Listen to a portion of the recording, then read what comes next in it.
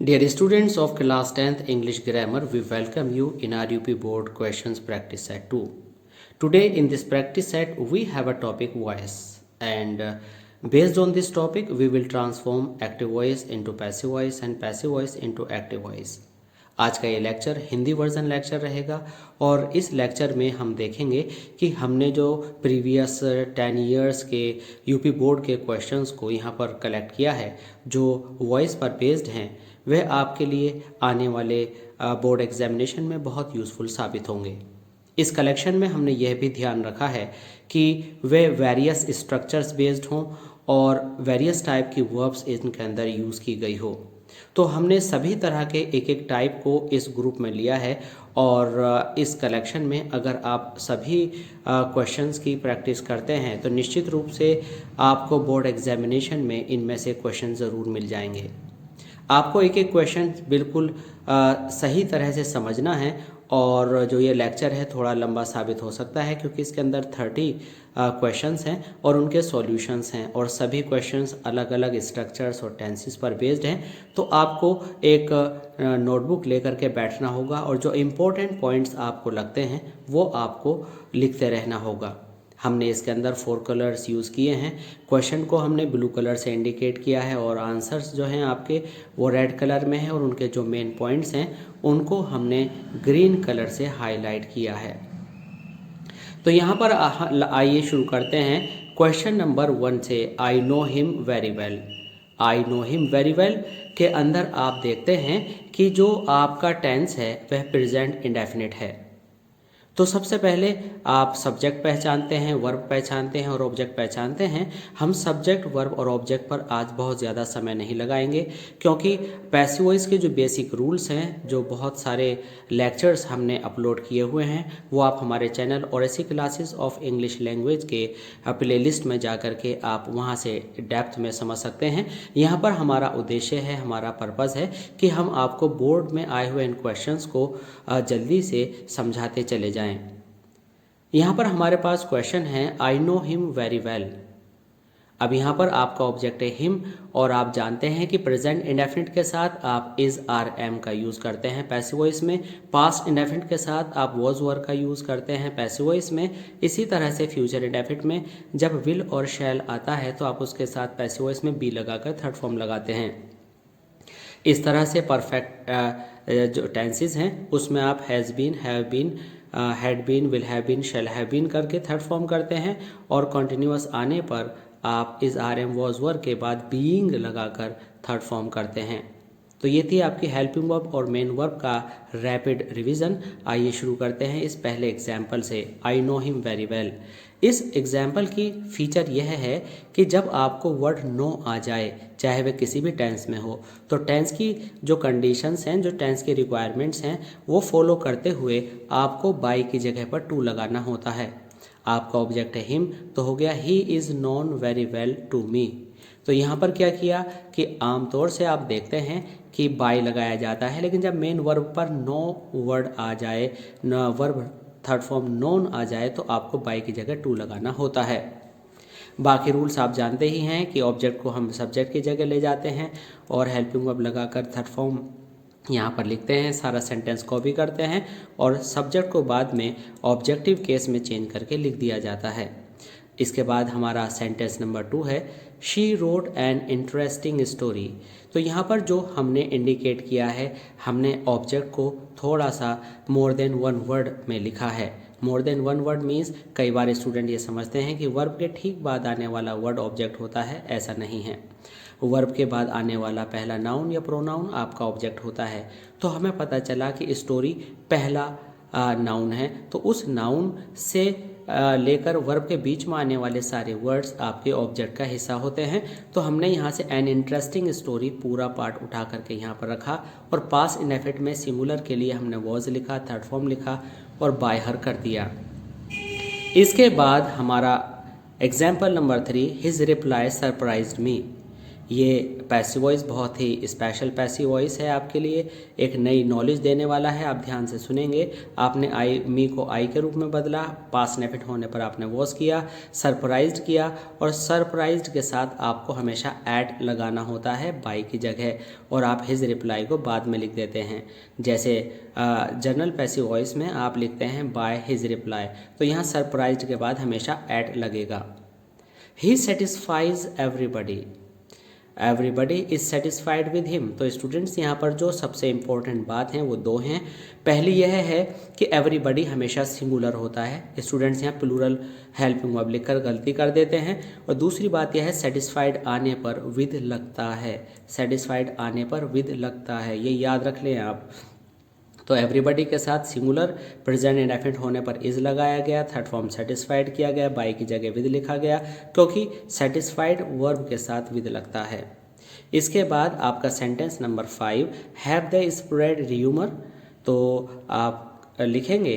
देखिए ये interrogative sentence है अब की बार। तो स्टूडेंट्स को ऐसा लगता है कि हम जो ऑब्जेक्ट है उसको हमेशा पहले लाते हैं, ऐसी बात नहीं है।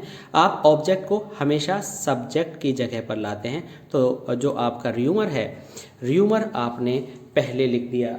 अब यहाँ पर जो सेंटेंस के अंदर जो आप कमी देख रहे हैं वह यह है कि र्यूमर में आपने नीचे दा लगा है और ऊपर दा नहीं लगा है, तो हम यहाँ भी इसमें दा लगा लेते हैं ताकि हमारा क्वेश्चन और आंसर एक जैसा हो जाए। हालांकि हम जो भी आंसर लिखते हैं वह आंसर हमारे क्वेश्चन से मैच करना चाहिए। ये यहाँ पर जो दा है ये भूल से रह गया है, तो यहाँ पर हमने दा ऐड कर लिया तो हो गया has the rumour been spread by them. तो यहाँ पर हमने क्या देखा कि जो र्यूमर ऑब्जेक्ट है वो सब्जेक्ट की जगह पर आ गया, ठीक है, और र्यूमर सिंगुलर है इसलिए हैज़ लगा, दे प्लूरल था इसलिए हैव लगा हुआ था, और हैज़ हैव आने पर बीन लगाकर थर्ड फॉर्म लगाकर बाय सब्जेक्ट को पीछे ऑब्जेक्टिव केस में ले जाते हैं। यहाँ पर हम देखेंगे सेंटेंस नंबर 6 में people always admire the freedom fighters. तो पीपल सब्जेक्ट है, freedom fighters, the freedom fighters हमारा ऑब्जेक्ट है। तो तीनों वर्ड्स को हम बिगिनिंग में सब्जेक्ट की जगह पर ले आएंगे, क्योंकि ऑब्जेक्ट हमेशा सब्जेक्ट की जगह पर आता है, चाहे वह कितने ही वर्ड्स में क्यों न हो। तो हमारा आंसर हो जाएगा the freedom fighters are always admired by the people, by people, यहाँ द नहीं है। हमारे सेंटेंस नंबर 7 में जो कि इम्पेरेटिव बेस्ड सेंटेंस है और प्लीज़ ओरिएंटेड सेंटेंस है, इस सेंटेंस का स्ट्रक्चर आप बिल्कुल अच्छे से समझ लीजिए। ये UP board examination class 10th English grammar में बहुत बार रिपीट हुआ है। यहाँ पर प्लीज़ है और प्लीज़ के बाद फर्स्ट फॉर्म है, तो हमेशा याद रखिएगा कि प्लीज़ को जो हमने ग्रीन कलर में लिखा है यू आर रिक्वेस्टेड टू में चेंज करके rest part of the sentence, बाकी का भाग ऐसा ही उतार देते हैं। तो इसमें आपको बहुत ज़्यादा समझ लगाने की ज़रूरत नहीं है, थोड़े से में ही काम चल जाएगा। अगला है please do not walk here. तो डू नॉट को आप नॉट टू में बदल देते हैं। अगर यहाँ नेवर होता तो नेवर टू हो जाता, ऑलवेज होता तो ऑलवेज टू हो जाता, जो भी एडवर्ब होता उसको यहाँ टू में लिख लेते, और प्लीज़ की जगह आप यू आर रिक्वेस्टेड करते हैं। ये पैसिव वॉइस में चेंज करने के लिए काफ़ी है, और बाकी हिस्सा ऐसे का जैसा है वैसे ही लिख दिया जाता है। तो ये दोनों स्ट्रक्चर्स आप अच्छे से लिख करके समझ लें। इसके बाद हम बढ़ते हैं अपने एग्जाम्पल नंबर 10 की तरफ। तो एग्जाम्पल नंबर 10 में हमने देखा Rita can not do this work. इस सेंटेंस में एक महत्वपूर्ण बात यह है कि कैन और नॉट दोनों जुड़कर लिखे जाते हैं, और जैसे यूजुअली सामान्य तौर पर आप ऑब्जेक्ट को सब्जेक्ट की जगह लाते हैं, ले आए दिस वर्क, और जो भी मॉडल आपकी होती है can, could, may, must, might, तो यहाँ पर बी लगाते हैं। तो आपका आंसर हो जाएगा this work can not be done by Rita. This work can not be done by Rita. किसी भी मॉडल के बाद आपको बी लगाकर थर्ड फॉर्म करना होता है, और बाकी रूल्स आपके वही होते हैं जो आपने सब्जेक्ट ऑब्जेक्ट को एक जगह से दूसरी जगह ट्रांसफ़र करने में आप यूज़ करते हैं।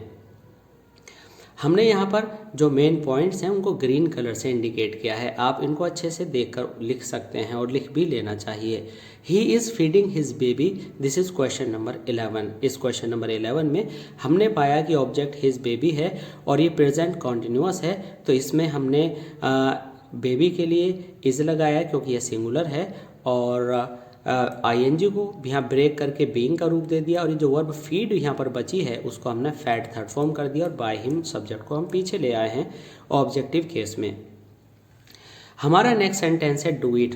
तो स्टूडेंट्स ये जो है अब आप लोग कंफ्यूज होते हैं कि ये प्रेजेंट इंडेफिनिट है। अगर ये प्रेजेंट इंडेफिनिट होता तो इसमें सब्जेक्ट ज़रूर होता, इसमें सब्जेक्ट नहीं है, इसलिए ये इम्पेरेटिव सेंटेंस है। और जब भी आप इम्पेरेटिव सेंटेंस का पैसिव वॉइस बनाते हैं तो सबसे पहले आप लेट लगाते हैं, और फिर ये जो इट है ऑब्जेक्ट, इसे डू से पहले लाते हैं, हम ले आए हैं, फिर हम बी लगाते हैं, फिर हम थर्ड फॉर्म करते हैं। तो यहाँ पर आपने देखा कि लेट और बी जो है हमारा इम्पोर्टेंट चेंज है। तो लेट और इट जो है पहले आया, तो लेट इट बी डन। लेकिन अगर आपको नोट दे दिया जाता है तो बी से पहले आपने नोट ऐड कर देना होता है।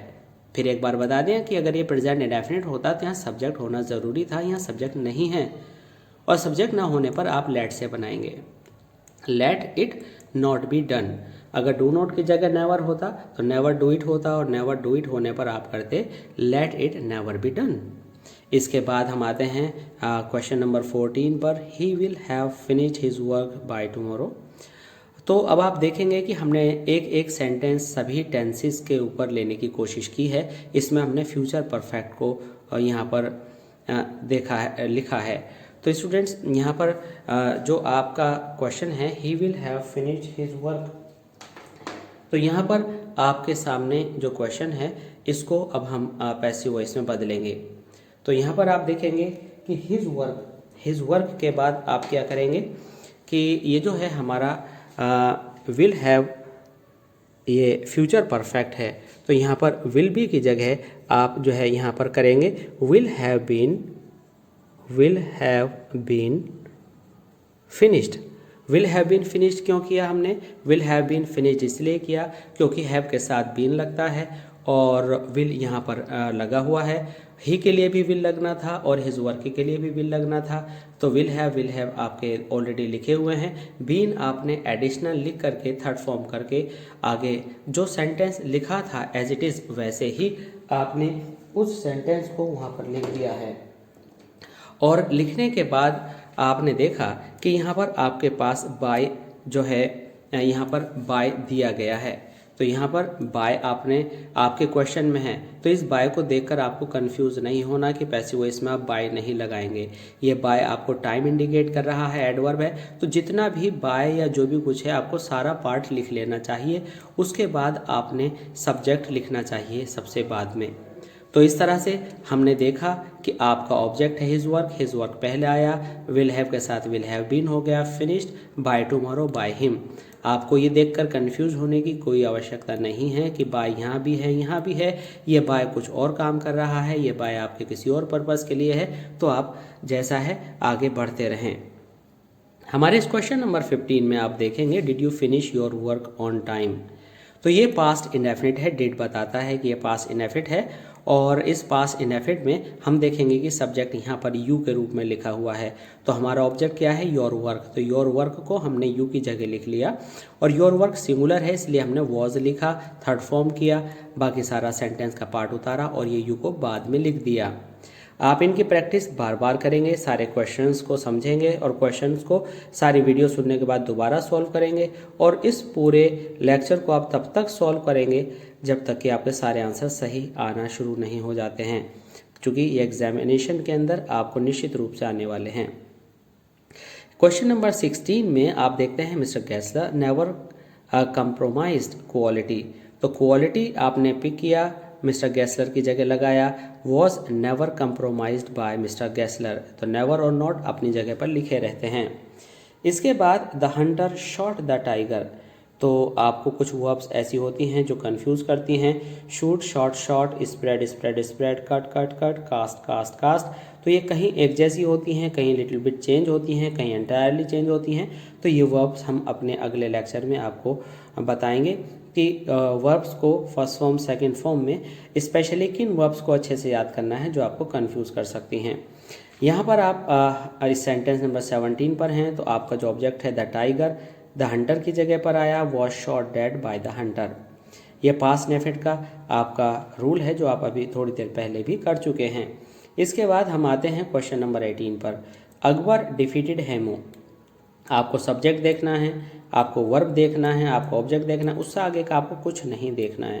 तो हेमू आपने यहाँ से पिक किया, सब्जेक्ट की जगह लगाया, पास्ट नेफिट होने की वजह से वॉज लगाया, थर्ड फॉर्म लगाया, सारा पार्ट उतार दिया और लास्ट में बाय अकबर, बाय सब्जेक्ट आपने लिख दिया, जो कि यहाँ पर बाय के बाद प्रीपोजिशन का भी ऑब्जेक्ट कहलाता है। सेंटेंस नंबर 19 में ही wrote an application to the class teacher. तो स्टूडेंट्स एकदम देखकर ही घबरा जाते हैं, कितना बड़ा सेंटेंस है, कोई बड़ा सेंटेंस नहीं है ये। आपने क्या करना है कि ही लिखना है, वर्ब लिखनी है और ऑब्जेक्ट पिक करना है, ऑब्जेक्ट एंड एप्लीकेशन।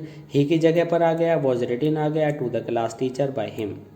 बहुत ही सिंपल स्ट्रक्चर है। पास नेफिट होने की वजह से आपने वाज प्लस थर्ड फॉर्म किया, टू द क्लास टीचर सारा रेस्ट सेंटेंस बाकी का उतारा और बाय हिम सब्जेक्ट को आपने लास्ट में बाय के बाद ऑब्जेक्टिव केस में लिख दिया। इसके बाद हम आते हैं इस सेंटेंस में। इस सेंटेंस को हमने लास्ट में बढ़ाया है, इसलिए इसमें ये सीरीज़ में आने से रह गया है। ये जो है सेंटेंस नंबर आपका 20 है। तो इस 20th नंबर सेंटेंस में आप क्या करेंगे कि आपने लिखा है ही ought to respect his elders, he ought to respect his elders। तो यहाँ पर जो हमें इसको यहाँ 20th डाल लेते हैं, ये आपका है सेंटेंस नंबर 20। तो यहाँ पर क्या हुआ, he ought to respect his elders। यहाँ पर आप देख रहे हैं कि आपकी जो मॉडल है वह क्या है, ought to है। तो अभी हमने थोड़ी देर पहले आपको बताया था क्या कि जब भी आपकी कोई मॉडल होती है तो आप उस मॉडल पर बी का, मॉडल के साथ बी का यूज़ करते हैं और बी के साथ आप थर्ड फॉर्म करते हैं। तो यहाँ पर आपने देखा कि ही ought to respect his elders, तो हो जाएगा his elders ought to be respected by him। तो आपको टू के बाद बी लगाना है और थर्ड फॉर्म करना है। आपकी मॉडल चाहे यूज्ड टू हो, चाहे ought to हो, चाहे शुड हो, पूरा लिखने के बाद बी लगाना है, टू को नहीं भूलना अगर टू दिया गया है तो। इसके बाद हमारा सेंटेंस है do you help me. Do you help me, इसे इम्पेरेटिव मत समझिएगा क्योंकि इसके अंदर हेल्प से पहले आपका जो वर्ब है, हेल्प से पहले जो सब्जेक्ट है यू यहाँ दे रखा है, तो आपका जो ऑब्जेक्ट है मी वो बिगिनिंग में आ जाएगा। प्रेजेंट इंडेफिनिट का जो हेल्पिंग वर्ब होता है एम, वो डू की जगह ले लेगा। तो आपने देखा कि अगर आपका सेंटेंस हेल्पिंग वर्ब से शुरू है तो पैसिव वॉइस भी हेल्पिंग वर्ब से शुरू होगा, और अगर आपका एक्टिव वॉइस सब्जेक्ट से शुरू है तो आपका पैसिव वॉइस भी सब्जेक्ट से शुरू होगा। और अगर क्वेश्चन वर्ड होता यहाँ पर why do you help me, तो आप भी यहाँ व्हाई लिख देते, तो यह कोई बहुत बड़ी प्रॉब्लम नहीं थी। तो आपने डू की जगह एम किया क्योंकि प्रेजेंट इंडेफिनिट में पैसिव वॉइस में आई के लिए एम लिखते हैं, थर्ड फॉर्म किया और बाय यू को आपने पीछे लिख दिया। इसके बाद क्वेश्चन नंबर 22 में आप आते हैं, and by whom were you beaten. अब यहाँ से एक सिलसिला शुरू होता है पैसिव वॉइस एक्टिव वॉइस का। तो आपको मालूम है कि बाय हुम को हम हु में बदलते हैं और हु को बाय हुम में बदलते हैं, तो यहाँ पर बाय हुम कर दिया। और जब आपको वर के साथ थर्ड फॉर्म मिलती है तो आप सेकेंड फॉर्म करते हैं, तो हमने यहाँ बीट कर दिया। और ये जो यू वर्ब से पहले दे रखा है ये एक्टिव वॉइस में पीछे चला जाता है, तो हु बीट यू ये हमारा एक्टिव वॉइस हो गया। एग्जामिनेशन में पैसिव वॉइस से एक्टिव वॉइस और एक्टिव वॉइस से पैसिव वॉइस दोनों ही आते हैं। तो आपने क्या किया, आपने इसको पैसिव वॉइस में चेंज किया, हु बीट यू। एक बार चेक करने के लिए इसका उल्टा पैसिव वॉइस बनाकर देख लीजिए कि कहीं कोई कमी तो नहीं रह गई है। हु का बाय हुम इंडेफिनिट होने पर पास्ट के वर यू पहले आया, बीटन, ये सही है। इसके बाद अब हम आते हैं क्वेश्चन नंबर 23 पर, the book was given to me by my father. तो पैसिव वॉइस में क्या करते हैं, सब्जेक्ट को बाय पर ले जाते हैं और जो वर्ब के बाद लिखा हुआ वर्ड होता है और जो ऑब्जेक्ट होता है उसको आप बिगिनिंग में लाते हैं। यहाँ उल्टा करना है, तो उल्टा क्या करना है, सबसे पहले जो बाय पर लिखा हुआ है उसे आप पहले लाएंगे, क्योंकि पहले वाले वर्ड सब्जेक्ट को आप बाय पर ले जाते थे। अब ढूंढना है कि बाय कहाँ है, बाय माय फादर, तो बाय हटाकर माय फादर बिगिनिंग में आ गया। वॉज गिवन, तो वॉज हटाकर सेकंड फॉर्म कर दिया, और जो ठीक वर्ब से पहले लिखा है उसको ठीक वर्ब के बाद लिख दिया और उसके बाद बचा हुआ सारा सेंटेंस उतार दिया जाता है। अब हम आते हैं passive voice based on model. तो मॉडल बेस्ड पैसिव वॉइस में हमने देखा कि क्वेश्चन नंबर 24 में can the problem be solve by you. तो अब बाय यू, तो यू पहले आ जाएगा और द प्रॉब्लम सॉल्व के पीछे चली जाएगी, तो हो जाएगा can you solve the problem. Walk to the left is given in question number 25. तो there is no object here. जब आपका इम्पेरेटिव सेंटेंस होता है और इम्पेरेटिव सेंटेंस होने पर कोई आपको ऑब्जेक्ट नहीं मिलता प्रॉपर, तो आप you are order to, you are asked to, you are advise to लगा देते हैं. और अगर काइंडली और प्लीज़ हो तो ही आप यू आर रिक्वेस्टेड टू लगाते हैं. मैं ये सलाह दूंगा कि आप जब अगर आपको ऑब्जेक्ट मिल जाए तो आप इस तरह के पैसिव वॉइस में आप लेट का ही यूज़ करें. और अगर ऑब्जेक्ट नहीं है तो आप you are order to, you are advise to आदि लगा सकते. क्वेश्चन नंबर 26 में हम देख रहे हैं कि हमारे सामने क्वेश्चन है, the Taj had never been visited before by us. ये passive voice past perfect based है, तो कोई परेशानी इसमें नहीं है.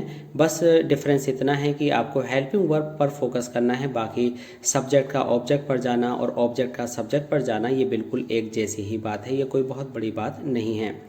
तो इसमें आपने क्या करना है, इसमें आपको देखना है कि जो बाय के बाद दिया गया वर्ड है अस, उसको आपने पहले वी के रूप में लिखा और वी के रूप में लिखने के बाद आपने हैड लिखा, और जो the Taj as a subject यहाँ लिखा हुआ था उसको आपने पीछे वर्ब के पहुँचा देना है.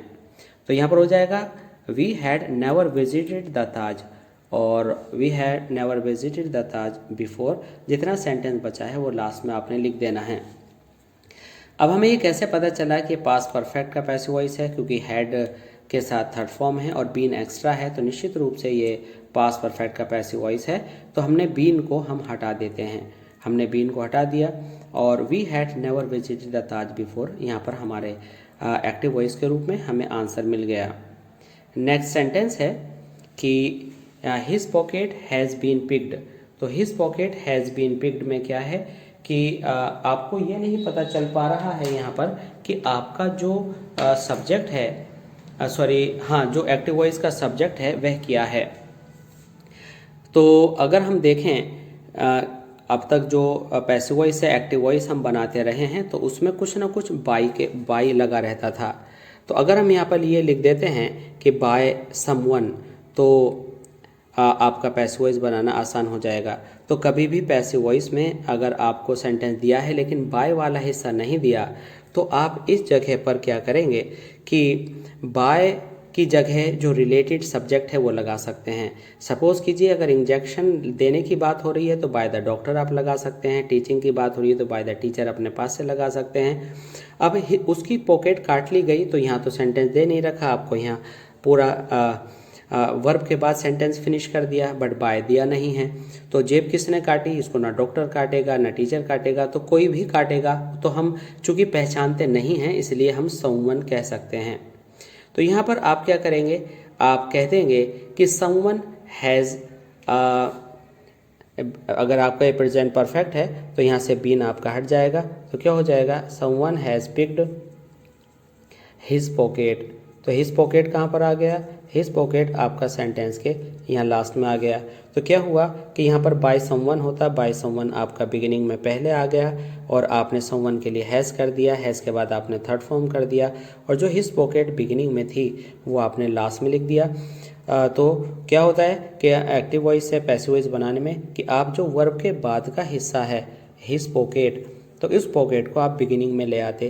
तो पैसिव वॉइस से एक्टिव वॉइस बनाने में आप उसको उल्टा करते हैं. तो आपने क्या किया कि हिज पॉकेट को आप जो है पीछे ले गए और हिज पॉकेट को जब आप पीछे ले गए तो सब्जेक्ट की जगह कुछ आएगा, तो वो बाय समवन आपने खुद से एज्यूम कर लिया और आप उसको बिगिनिंग में पहले ले आए. इस तरह से बीन हटा दिया तो हो गया someone has picked his pocket. तो इसके अंदर जो मेन बात है वह यह है कि आप जब भी कभी इस तरह के पैसिव वॉइस से एक्टिव वॉइस बनाएं जो कि बिना बाय वाला है, तो बाय आप उसमें अपने आप से कुछ भी सपोज करके ऐड कर सकते हैं. और जहाँ कुछ भी समझ में नहीं आता वहाँ आप समवन लगाकर बना लें तो भी कोई प्रॉब्लम नहीं होगी. क्वेश्चन नंबर 28 में हमने इम्पेरेटिव सेंटेंस को लिया है और इम्पेरेटिव सेंटेंस में आप देख रहे हैं कि लीव के बाद ऑब्जेक्ट है और ऑब्जेक्ट के बाद बहुत सारा कुछ यहाँ पर लिखा हुआ है. आप देख रहे हैं कि leave him in the room now. तो यहाँ पर हमारा मेन टारगेट होना चाहिए, इम्पेरेटिव सेंटेंस कितना भी लंबा क्यों ना हो, कि आपका वर्ब क्या है और ऑब्जेक्ट क्या है. इम्पेरेटिव सेंटेंस की लिमिट ऑब्जेक्ट तक है। तो ये लीव हिम बस इतना, बाकी सारा तो आपको कॉपी करना है। आपने हिम यहाँ से उठाया, पिक किया, लेट बिगिनिंग में लिखा, ऑब्जेक्ट लिखा, बी लिखकर थर्ड फॉर्म कर देना है। तो आपका सेंटेंस हो गया let him be left in the room now. आपको पूरे लंबे सेंटेंस से कुछ नहीं करना, आपको वर्ब देखनी है, ऑब्जेक्ट देखना है, ऑब्जेक्ट को लेट के बाद लिखना है, बी लिखकर थर्ड फॉर्म करके सारा कॉपी कर दीजिए।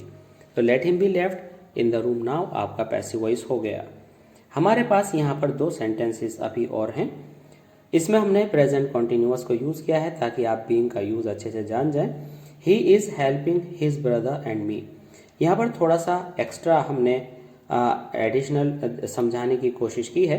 आमतौर से एक ही आपका ऑब्जेक्ट हुआ करता था और इस ऑब्जेक्ट में ब्रदर होता था तो आप पहले ले आते थे। अब यहाँ पर आपके जो ऑब्जेक्ट हैं वो हमने एक से ज़्यादा डाले हैं, हिज ब्रदर एंड मी। तो जब आप ही की जगह पर लाएंगे तो हिज ब्रदर एंड मी को आप पूरे को बिगिनिंग में लाएंगे और मी का आई करेंगे, हिज ब्रदर एंड आई होगा और प्रेजेंट कॉन्टिन्यूअस में होने की वजह से ये प्लूरल हो गया। प्लूरल के लिए आर लगाते हैं, आईएनजी हटाकर बीइंग लगाना है और हेल्प करके थर्ड फॉर्म कर देनी है। इसके बाद आपने देखा कि आपका जो आंसर आया his brother and I R being help by him. इस क्वेश्चन नंबर 30 में आप देखेंगे the boys call him a hero. तो स्टूडेंट्स कंफ्यूज होते हैं कि हिम और अ हीरो यहाँ 2 ऑब्जेक्ट्स हैं। तो स्टूडेंट्स ऑलवेज रिमेंबर कि पहले वाले आप लिविंग ऑब्जेक्ट को ही पिक करें, बाद वाले को ना करें। हो सकता है कि दोनों ऑब्जेक्ट हों, लेकिन इस सेंटेंस में जो अ हीरो है वो कॉम्प्लीमेंट है और कॉम्प्लीमेंट कभी भी ऑब्जेक्ट का काम नहीं करता। तो आप 10th स्टैंडर्ड पर हैं, ज़्यादा समझाना यहाँ पर उचित नहीं होगा।